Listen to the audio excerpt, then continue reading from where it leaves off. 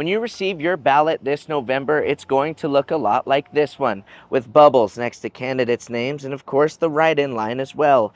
But if you're planning on using that write-in line this year, you're going to want to do your research to make sure that your vote actually counts.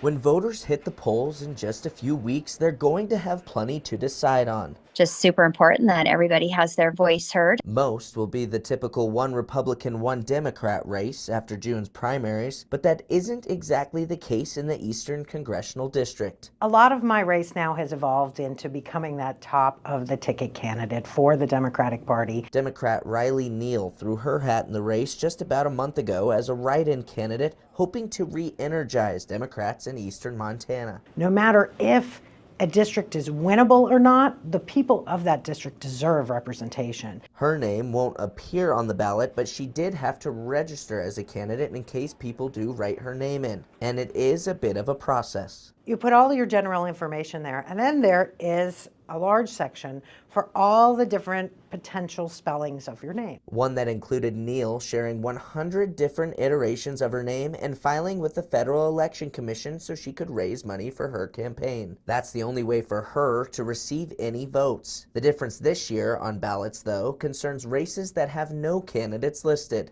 Previously, the situation in which you would have counted a write-in is basically if there's no other candidate in the race who filed. That's changed thanks to a new law in place that requires every write-in candidate to be registered. In the June primary, there were 10,833 write-in votes cast in Yellowstone County that weren't counted. We're able to tell voters, hey, look, these aren't registered write-in candidates, so these votes, we're not going to be looking at them. People are certainly free to write whatever they like on the write-in line, but we're not going to be looking at those names unless they're a filed write-in. A change that Aldrich and Neal hope voters are aware of, knowing just how important it is to democracy. Inform yourselves, read about the people who want the office, and make an informed decision. In Billings, Charlie Kleps, MTN News.